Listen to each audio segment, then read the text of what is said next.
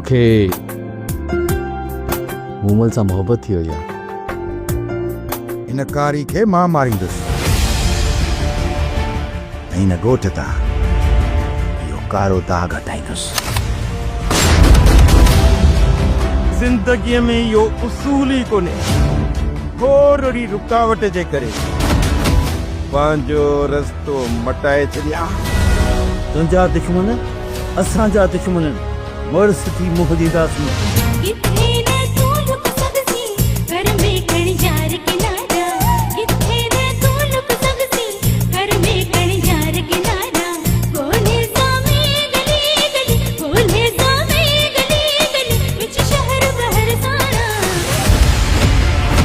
हथियारनि में बारूद भरे छॾियो, हाणे गुलशेर सां हथियारनि जी ॿोली ॻाल्हाईंदासीं।